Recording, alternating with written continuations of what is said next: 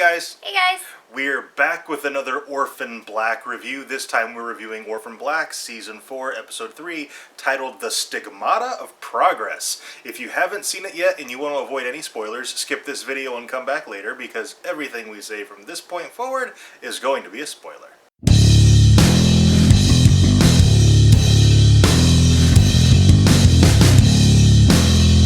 One of the areas where Orphan Black really excels is in juggling storylines. Yeah. And one of the things I really liked about, or what I'm enjoying about this season and this episode, is Felix is finally starting to get his own story. Yeah, he's not just a player in everybody else's story, he has his own separate story, and that's really nice. He's found his biological sister, Adele, and Sarah doesn't trust her, and I don't really trust her yet. I think she's probably got some kind of ulterior motive. Yeah. Although I don't think she's going to be connected to Sarah's story. No. I think it's going to be something else. Yeah, Sarah thinks that she's a neo-illusionist or has connection with them, which means she probably doesn't, but she probably does have an ulterior motive. Yeah.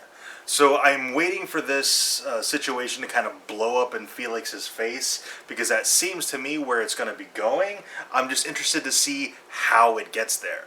The biggest returns/reveals, though, in this episode is Ferdinand is back, which I'm super excited about. He's an amazing villain, and it looks like Sarah's going to be forced to work with him to get the maggot cheek bot thing out of her face. And Susan Duncan has returned. We weren't really sure if she was dead or not after last season. She is back. And what's great about Orphan Black is when you deconstruct it, at its core, it's about family. Yeah. And, Susan Duncan, she is effectively Rachel Duncan's mom, adoptive mom. Mrs. S has adopted Sarah and Felix. Felix is searching for his biological family. Sarah has all her sestras. At its core, it's about family. A super dysfunctional family, but a family. So we get some more information on Charlotte. We knew she was a clone, but we find out she's a clone of Rachel, and apparently they had to do a couple hundred samples in order to get her, something like that, a couple, what did it say, 400 tries or something like that? Yeah, I think it was 400, yeah. They had to try a lot to get her, and because Rachel is kind of effectively her mom, Charlotte takes a message out for Rachel, and when they are talking on the easel about whether the message got out, she coughs and blood comes up. Now, she's really young to already be showing these symptoms, but I think it's because she's a clone of a clone, and Rachel was really kind of taken aback about it. So I think now that Rachel's goal is going to be getting Charlotte out of there and getting with the original clones, especially Cosima, who is working on a cure, because she's going to want her daughter cured. Yeah, so I think Rachel is going to end up teaming up with the core clone club. Yeah. And I'm really excited for that. It opens up so many different avenues for the story to go, and it's going to be really, really good. You mentioned Charlotte, who is a child, but also Kira, while we're on the subject of children. Yeah, Kira. Kira's getting weird. Yeah, something's going on with Kira, and I don't know what it is. She's really irritable, which she's getting to the age where, she's, I don't know how old she's supposed to be, but given the entire situation, and she's growing up in this terrible scenario, of course she's going to be irritable, but she's turning weird, she's zoning out. Yeah, zoning out. That's the biggest thing, is that she's zoning out a lot. Mm-hmm. And then she zones out once. At this I think it's the second or third time in the episode, and Cosima is she's Kira, and she snaps out and she's like, "Oh, I was dreaming," and she tells the story of this really screwed up dream she was having. Yeah. Of the sestras burning Sarah because Sarah is changing.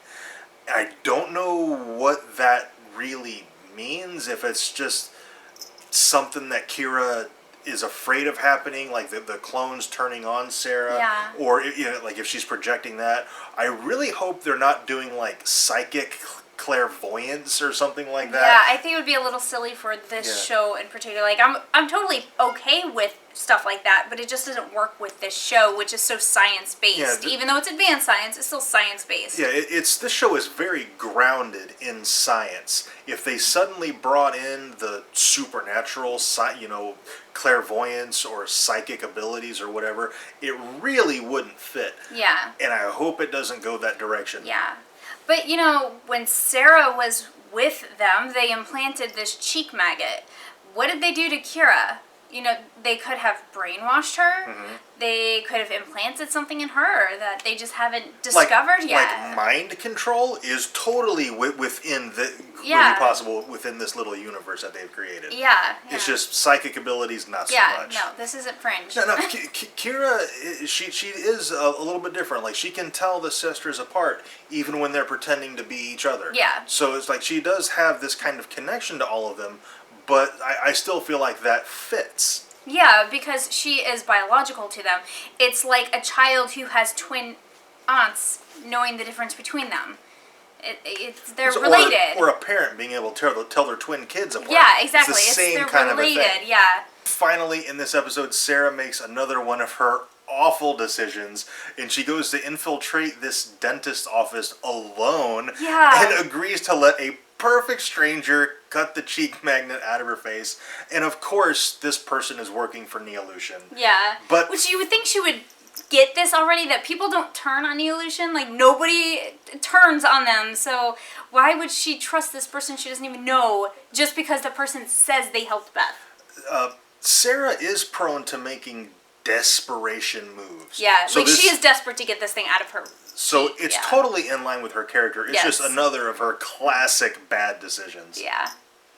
But Ferdinand to the rescue. Now, Ferdinand isn't a good guy. No. But I get the feeling that maybe for a little bit here, he's not necessarily going to be a bad guy either. Yeah. It's the enemy of my enemy is my friend kind of a thing.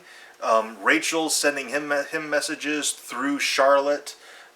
He met with Mrs. S, saved Sarah, so he's got some motivations going on. Is the reason why he saved Sarah. We don't know what those are yet, but for now, it seems like they coincide with the Clone Club. Yeah. Okay, I think that's pretty much it for this review. If you caught something in the episode that we missed, let us know down in the comments. We'd love to hear it.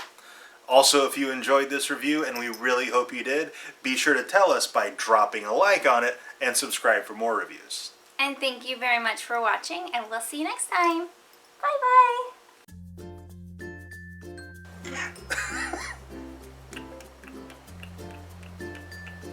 A super dysfunctional family. Dysfunctional kitty. Yes. Gosh, she's so bad. I know, I think there might be a lizard over there. Oh, does she keep going over there? Yeah, I think there's a lizard She'll hiding get it. We'll find under its body parts later. Yeah, they'll probably leave him on my chest. Yeah. I'll find him in the morning. I have a dead lizard carcass right here. Yep, that's Yeah, exactly, that's what's gonna happen. Yeah. She's gonna, did I tell you what she did the other morning? Oh my god. I felt her jump on the bed. Totally off topic. I felt her jump on the bed and I went, oh my god, she's gonna wake me up. If I hold really still, maybe she'll leave me alone. And she walked right up to me and went, bam, wake up.